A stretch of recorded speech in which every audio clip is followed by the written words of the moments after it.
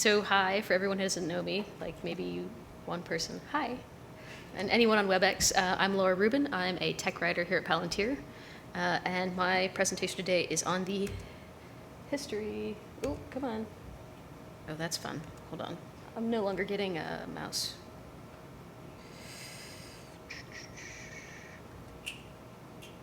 Oh, hey. Cool. Let's try that again. No. Next. There we go. Cool. The history of underwear. There we go. Cool. So you might notice that this is different from other topics that we've done in Bravo Colloquium. I will chalk this up to the fact that I am not a science person. I am, in fact, a liberal arts major. I have a degree in theater, a little bit of anthropology, art history. It's kind of scary. So unlike other people who you may know who are interested in fashion, I'm not a Cosmo subscriber. I don't dress like that, on a day-to-day basis. I don't care what this guy is doing. I don't really care what's going down the runway. Because I'm into history, I work on a much longer time frame. And I'm actually really into cultural anthropology. So this is something that informs my experience of this whole topic. So how did I get into this? So when I was in school, I hated history. I hated memorizing. I couldn't memorize names and dates. Like, this stuff just went in one ear and out the other. And then I joined a group of reenactors. And the process of dressing up for that changed things a little. For those of you who don't know, reenacting is basically LARPing with slightly more realistic outcomes. So once I started doing costuming for reenacting, I could actually imagine what the people were wearing throughout history. So instead of it being, hey, Charles II was executed, who's that? Oh, well, that's that guy. He's dead. The American Revolution, oh, look, Americans, cool. Battle of Trafalgar, hey, that guy in the hat, he was probably on that boat. Victoria ascends, she was like the first real fashionista, really, really influential in fashion. The Titanic sinks. These guys were also on a boat. She made it off, in case you're wondering, he did not. And the stock market crashes. So, this guy who is in this beautifully tailored suit is now selling apples like a, street person.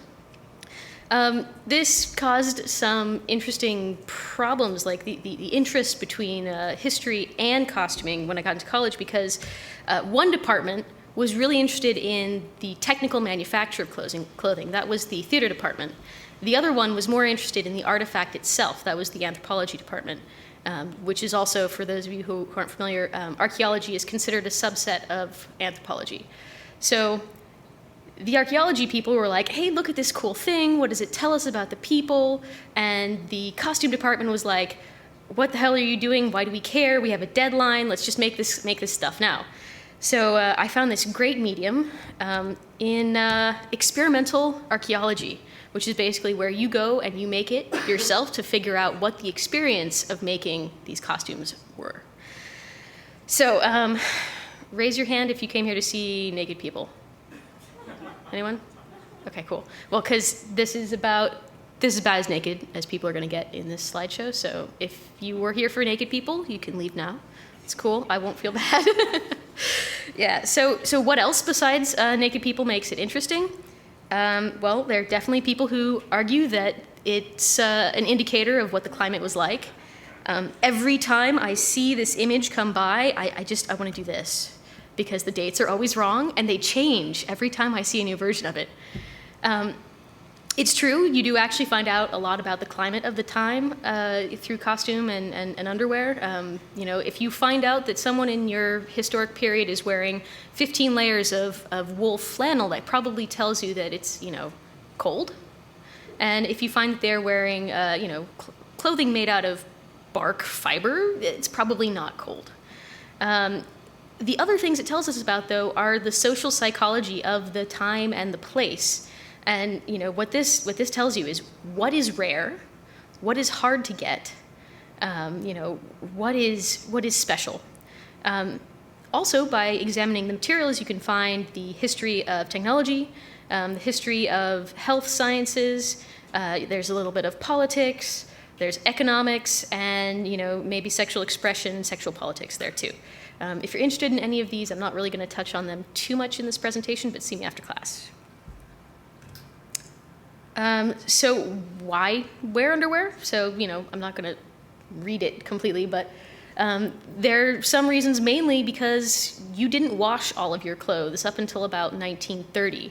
You washed your underlayers because that was the layer that protected your clothes from your body. And everything else you just kind of would spot clean. Washing machines were really not a big deal until then. Comfort, warmth, modesty, and also because the idealized human shape, and this is the big one, has changed over time. Hundreds of years ago, or even 120 years ago, the ideal shape was much larger than it is now, and that was because it showed that you were prosperous. If you were really, really skinny, you were working class, or you were starving, or things like that. Or that was the perception. Weren't necessarily. There were always some women in high society who were looked down upon as having poor figures. When they really say poor figures, they mean poor figures, as in like poor lady. Why not wear it? There are reasons. Everyone has them. There are politics. Your personal politics. Maybe you're, not really into women's lib. Maybe you're not. I don't know. Honestly, it's your own choice to subvert the establishment or not. And maybe do less laundry. That's only in a modern context because you would be doing your underlayers anyway. Anyway. So how do I know what I know? So this is a question of sources. You have primary sources, and the ones that we like the most in this field are actual archaeological finds. So that's extant garments, stuff that people locked up in their attics. It has its own problems because it's not usually representative of what people wore every day. Things that you find in midden heaps. You find a 2,000-year-old dump, and you dig out the clothes there, and you're like, oh, hey, this is what the normal people were wearing. That's cool. I always wonder what's it going to look like when archaeologists look at the 1970s and they find all of these amazingly preserved plastic clothes, giant platforms. Aside from that, we have documentary evidence, written inventories, written accounts. Maybe someone writes a letter to their mom and they're like, oh, hey, I wore my fancy new suit today, or probate things. My aunt died and here's what she left us. These are all really, really good, accurate sources. And porn. Porn is actually a really good one for looking at underwear specifically because they drew them as they dressed. And you can actually find out a lot about how people actually wore the clothing during the time as opposed to how you expected that. There is a really great set of engravings called the Harlot's Progress, where you can actually see the ladies of the night were wearing corsets. The corset has been discarded, and the corset is stiffened enough with whalebone in different directions that it's actually standing up by itself, even though they're off in the corner. So, it's a surprisingly good source. Secondary sources, extra research, historiography, people who have done the research maybe on finds that are no longer available. World War II, a lot of interesting artifacts were lost during the Blitz. All we're left with are kind of grainy black and white 1920s photographs of these amazing things from the French Revolution. And experimental archaeology, it's actually amazingly helpful to figure out how these things were actually made. So there are also some terminology changes. These are not too important because I've edited most of them out. But if you see me talking about suspenders, I'm probably not talking about the things that hold your pants up. I'm talking about the things that hold up your stockings. If I'm talking about braces, I'm not talking about the things on your teeth. I'm talking about the things that actually hold up your trousers. Cool. British terms, more precise. So to actually get into it, history of underwear from early times to about Rome. Both sexes actually wore approximately the same stuff. The gentlemen were wearing tunics. This was an undergarment. Ladies were actually wearing breastbands. If anyone thinks that bras are a modern invention, they're not. Witness the first sports bra and bikini bottoms. So the interesting thing here in particular is that the Romans especially wore socks, and they wore them with sandals, and we have a lot of interesting resources that point to this, but we've actually started to find the socks. So, as much as everyone talks about the power and glory of the Roman Empire, all I can think about is these guys. So the undergarments are really simple, and it's mainly because you're wearing not a lot of clothes. If you're wearing a lot, it's because you're probably on duty in far northern reaches, but mostly you're wearing a lot of draped fabric. So, Rome falls. Everything kind of falls apart. You have these guys running around pillaging. Fashion becomes much less important, and you actually kind of stop being able to tell between the sexes really easily. Sometimes the women have longer tunics, except that guy on the left is Jesus, so it's kind of, there's no real rule here. An interesting thing that you also see is the beginning of trousers. Now, this is actually something that the Romans picked up from the Gauls, I want to say, the Germans, the Gothic tribes, and they looked down upon it very strongly as a sign that you were a barbarian. But these kept you warm, and they kept you from getting frostbite. And also, they were very easily hidden under the fashions of these days, which were tea tunics. Tea tunics were actually your underwear, they were your overwear, they were your outerwear. They were really easy, and there are a lot of different variations. They kind of just get more and more complex over time, more and more different types you can make. And they're really popular in the SCA because it's really easy to figure out what size you are. Yeah. So around, well, I want to say around 1000, but it's kind of hard to say. There's actually a theory that there might be an extra 300 years inserted there, but I'll talk to people privately about that if you're interested. Things start to settle down a bit, and all of a sudden fashion starts getting more complex. So you have like a picture of this guy. He's got a shirt on under his tunic. He's got some fancy thing holding up his hosen, and he's got something under that we can't really tell. But so we've got lots of evidence, and it conflicts. So here's kind of a sample. What are people wearing? So this guy, yeah, okay, he's got underwear on. Cool. She's kind of got underwear on. That lady's got underwear. These two don't. Yeah. So you can see even you have conflicting evidence even between, within one resource. So it's really hard to tell what people were wearing regularly on a day-to-day basis. Yeah. So things get even more close-fitting as you go on through time. And then the ladies' outfits start to get much more elaborate. So gentlemen, the first real hot pants, these are extremely tight, and those are all they're wearing. So they are underwear and outerwear. So these are cloth hose. They weren't knitted. They were actually cut out of cloth. We have a few instances of these, and they were tied to your shirt, which held them up. And there are actually laws that talked about how long the skirting on your doublet, the thing that you're tying it to, had to be to preserve the common decency. In reality, dudes were probably wearing stuff more like this on a day-to-day basis. This is actually a farm laborer who's stripped down because it's really hot outside and he's shearing the wheat. So you have, shirts. You have the first instances of like an underpants. Now, what's interesting about ladies' fashion in this time is that we think we've got an idea of what they've got on, but it's hard to tell. Not a lot of finds have survived from this that are actually like of a common persuasion. A lot of the stuff that survives is heavily decorated, heavily embroidered, clearly like an heirloom or something that you wanted to save for later generations, so you don't know that this is actually very common.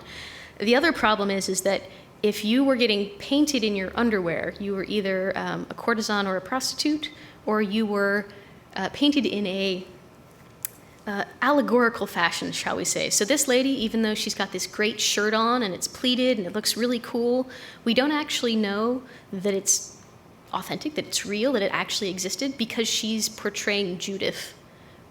You can kind of see there's a head on a plate next to her. So as time goes on, ladies' underwear does get more and more interesting. We get in towards the Tudor and Elizabethan eras, and we see the first real changes in shape. Ladies' fashion gets much more shaped. Gentlemen's fashion also gets much more shaped, but most of it is done by padding and manipulating the fabric. Ladies actually start to wear corsets more regularly. We actually finally get some extant examples of corsets. And then you also get the first instances of many layers of petticoats. So a petticoat is a skirt. You would wear a skirt, and then you would wear a shaper, and then you would wear another skirt, and then you would wear your gown. So you have at least 3 or 4 layers. So this is also mostly for the upper classes. If you were poor and you couldn't afford, 2 petticoats, you would wear 1. So you can actually see we have the first really synthetic shapes. Henry VIII with his linebacker shoulders, these lovely Spanish ladies in their farthingales. You also get to see the first visible panty lines. Those lines across those ladies' hoops are actually boning, which is used to hold the fabric out. So VPL is not a new thing. So we've also got this interesting that's going on is that a long period of prosperity, for some reason, makes dudes want to put on funny pants. You've got these very strange shapes going on, the pumpkin pants they call them. It looks like he's smuggling melons. And then we have Venetian courtesans who are now taller because they're wearing fancy shoes. And they're also wearing men's clothing underneath. So this is actually something that's really hotly debated in academic circles. This is one of the first real hot topics that I ever got into when I was doing costuming did Queen Elizabeth wear underpants? I don't know if she wore underpants, but she's definitely wearing something under there. That's a wheel farthingale. So the difficulty that we have is that we have conflicting accounts.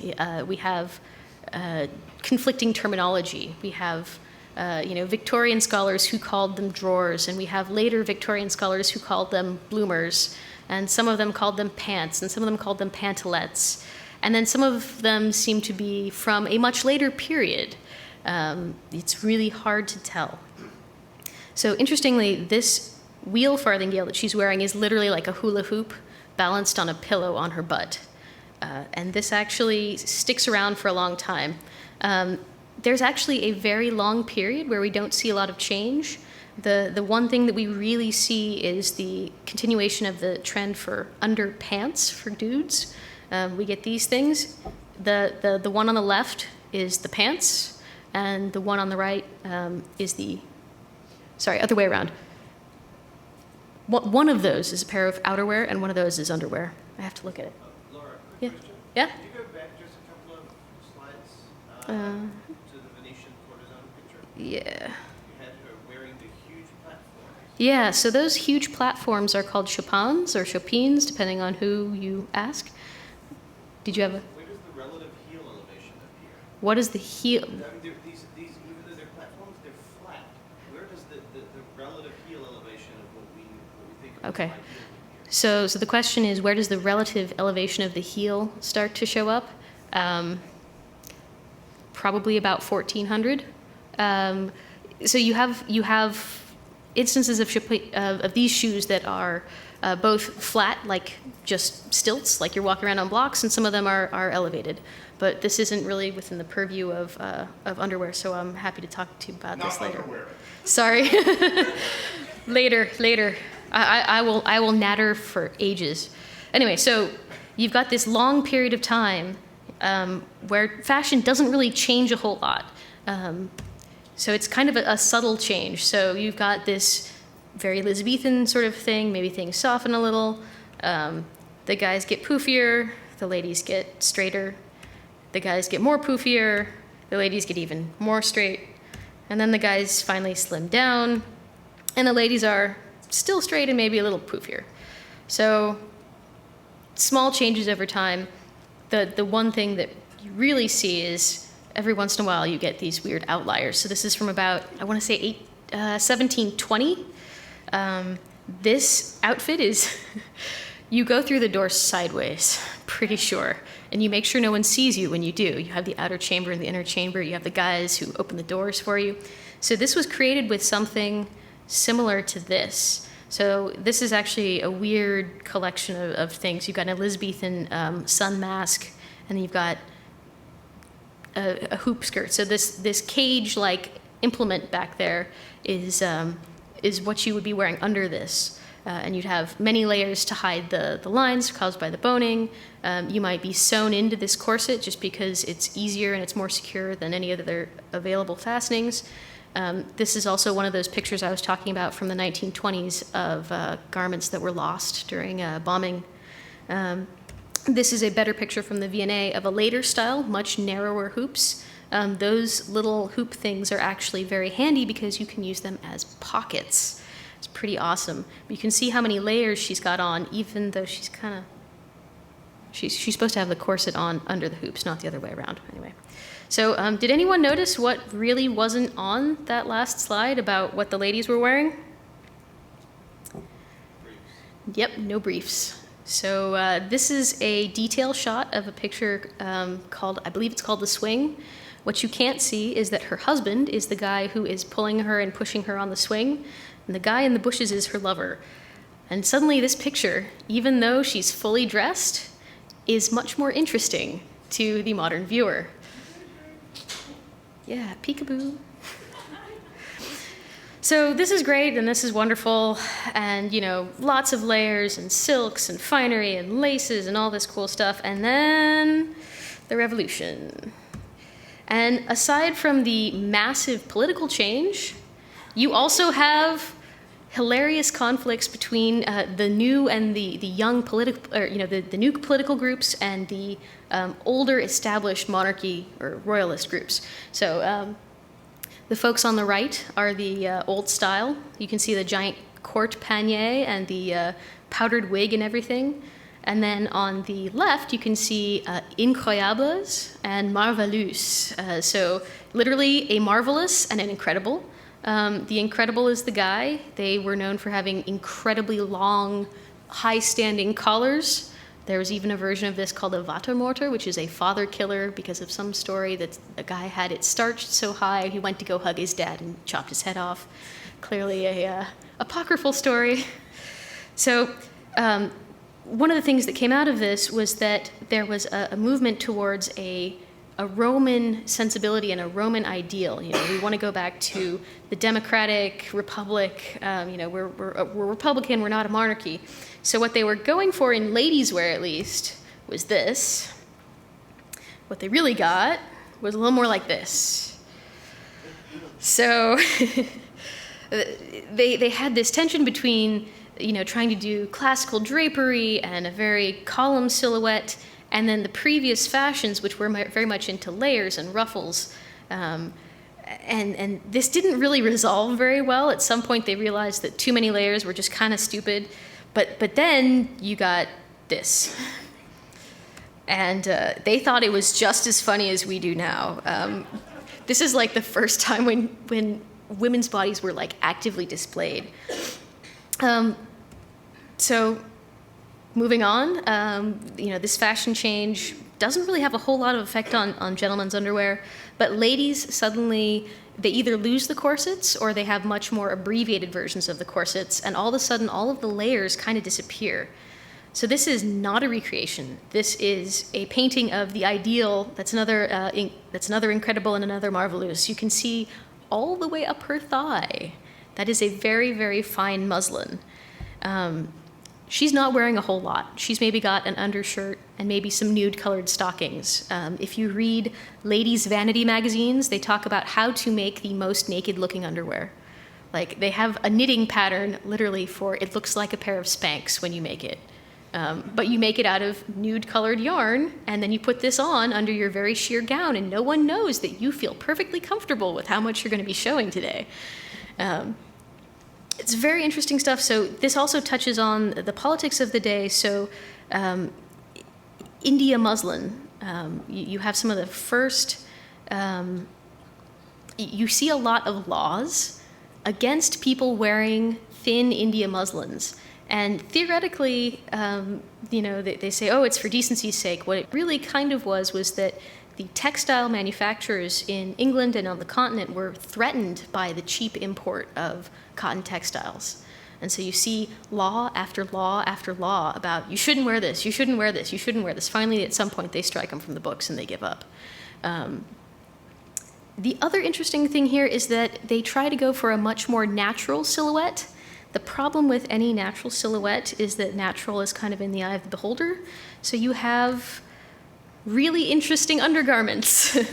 So the fashionable silhouette changes so strangely from what these people are used to that they kind of make it up and figure out what it is that they want to look like and pad themselves out or squeeze themselves in to make it fit. The gentleman on the left is a dandy. You can see he's got shoulder pads, hip pads. He's got a rump pad. He's wearing a corset. He's got that very, very high collar that I mentioned. Calf pads. All of this was worn under your clothing, like as a base layer. This is your Spanx. If any of you guys ever want to see what this looks like nowadays, check out the International Male Catalog. It's still around. The lady, on the other hand, she's dressed up. Oh, yeah, question? Is this supposed to simulate muscles or like round curves being attractive? Is this supposed to simulate muscles or round curves? My guess would be curves. I was not alive then to really know for sure. But I think muscles, if they weren't covered in a certain amount of fat, were considered to be déclasse. So you were a laborer. You didn't want to be a laborer. At the same time, if you had too much fat, like one of the Georges who had a 12-foot belly band, they actually found his corset. Yeah. You think it's bad now with the little wheelchairs for fat people? This guy, yeah. Anyway, so the more natural the silhouette, the harder it is to achieve. It's kind of the irony here. As things go and change, you have a change from the Georges. The Georgian era was considered very morally loose, and at some point that has to change. Victoria ascends, and all of a sudden, no more naked people. It's just not happening. The guys are wearing more clothes, the women are wearing more clothes, corsets come back in all of their stiffened, boned glory. And you're not seeing a whole lot of innovation in menswear. Well, you maybe see a union suit. But what you do see is massive changes in the way that women present their shape. So here's a cartoon from Punch. You have the bell hoop. So originally you would do this as a lady by wearing many layers of many ruffled, starched petticoats. So the top one would kind of collapse down under the weight of the other one, so you would starch it more. Or maybe you would use horsehair, which is really, really scratchy, but it's a little more stiff. It looks as funny to us as it did to them. They're actually a very famous series of staged, I will say this again, staged photographs of these ladies dressing another lady in a dressmaker's shop.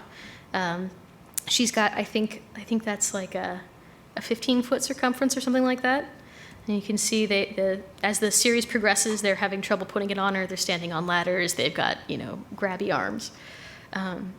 Again, this is not actually representative of what real people were wearing, which is funny because you occasionally run into people who took it as gospel. Anyway, so that's supposed to be funny. So a digression about shape. So ladies wear, Victoria ascends in 1837, I want to say it was. She has one of the longest periods of peace, prosperity, and stability, or relative peace, prosperity, and stability, I should say, of any British monarch. So when you know where your next meal is coming from, you kind of have leisure to explore the bounds of human shape. So ladies' fashion changed. You go from this is an early horsehair petticoat, to the hoop petticoat. Now, this is actually something that you only get once you get certain advances in steelworking and ironmongering, because those are actually metal bands. When they talk about a caged crinoline, so crinoline is another word for horsehair, this is replacing that. And then it sweeps backwards, and then it sweeps more backwards. The fantastic invention here is that they actually lined the bottom one so you can't stick a foot through it and trip and fall to your death or light yourself on fire. That happened a lot. And then all of a sudden it goes bustly, and then it drops and it's a waterfall, and then this one kills me. This one's called the natural form. Yeah.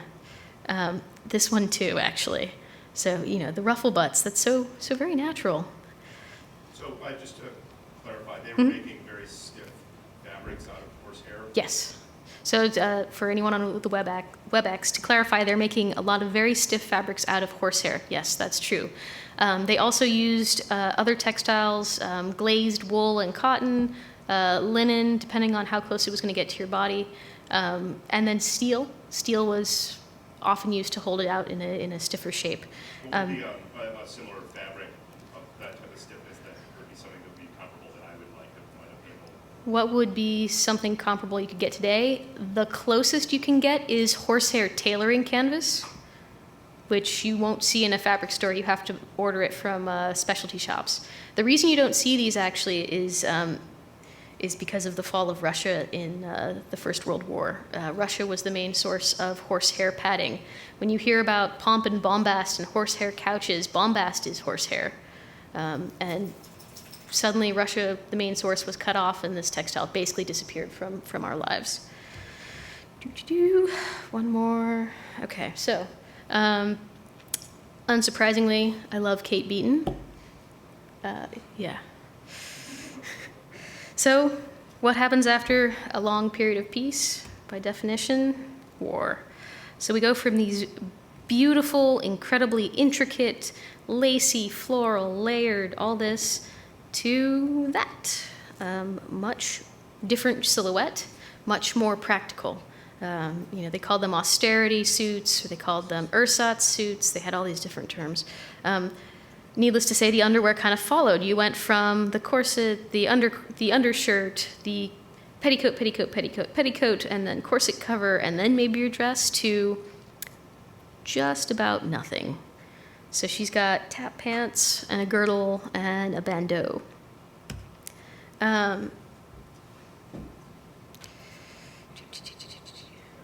So gentlemen's stuff, really still not a whole lot of changes. We've maybe got some bifurcation in union garments, which kind of makes them no longer a union garment. That guy looks really thrilled, cut off at the knees. Yeah. One of the interesting things that happens here is that corsets are still around, but they take on a different role. Now, previously, corsets were kind of an all-in-one garment. They would nip in your waist, they would control your butt, they would support your bust. Suddenly you needed to be able to move a lot more, so they made a much more, well, first shorter, so they moved up the hip, so you could actually sit much more easily. And then they moved actually down the rib cage as well, so they were supporting the bust, but just barely. And this is when you start to see the invention of the brassiere. Now, were women starting to play a significant role in the workforce at this point? were women beginning to play a significant role in the workforce? During this period that's covered by this slide, sort of, you saw a lot of movement of women from unpaid low-paying menial factory jobs or outsourced pieceworking things into much more service and office-type roles. It's still menial labor. It's definitely not necessarily considered important labor, and it's definitely not as physical. But whereas you might have a servant to do your washing up and everything, now you have to go stoop and get into those filing cabinets, so you still need to be more flexible. So you start seeing this brevity of garments. Also, if you think about it, like this illustration is showing a awesome new advance in corsetry. So if you've ever wondered why it's supposed to be chivalrous to pick up a lady's handkerchief if she drops it, that's it right there. So we have this shape change again. So corsets, do this. And all of a sudden, in the 1920s, they start doing this. So we go straight up and down. And I'm not sure why there's a picture of socks in here, but if anyone wanted to see a garter, that's what the garters were. Now, an interesting thing in technology is as we advanced in textiles, the invention of rayon, the invention of elastine, elastomer, elastics, underwear is the first thing to benefit from that. So instead of having these giant canvas corsets and herringbone and steel and things, you suddenly have plastics and you have elastic, and it's more flexible. Unfortunately, during World War II, you kind of have some backing off on that. Textiles become less available, and then they become more available. It's a whole nother economic consideration. Gentlemen, we're still not doing a whole lot. It's boxers and t-shirts, and it really kind of has been since about 1920, and it kind of still is. Ladies' wear is still fairly fancy, though. One of the interesting things that you do see, however, is a change in the shape and the way that garments are marketed. So it used to be that they were marketed as the best, the most durable, the most wonderful, the patented by so-and-so, scientific discovery in cotton textiles, or purveyor to Queen Victoria. What you see now is space age. That guy is wearing a space age tank top. Well, it's just a continuation of the progress thing. Yes, it is just a continuation of the progress theme. You could definitely trace that all the way from, like the beginning of the Victorian period and the Industrial Revolution onward. Yeah. But what you see in ladies' wear, okay, well, so here's another guy in a very modern pair of briefs. What you see in ladies' wear is, so my dad worked near NASA, let's say. Those are nose cones. Those are rocket ships. We are pointing into the future here. And I'm not just making that up. That's actually in some of the text, the copy in these interesting advertisements when you see them. So what happened to this? Well, okay, we'll show you this one first. Bra burning. What's happened between then and now? Women's lib and everything kind of went away. Now, the interesting thing to me as a historian who has actually worn all of this stuff, the Victorians wore corsets as an all-in-one garment. In the 50s, they also had a similar all-in-one garment that was considerably more horrible to wear. But in the 50s, you have these women in these incredibly painful, damaging girdles who are making fun of and calling out the Victorians for their corsets.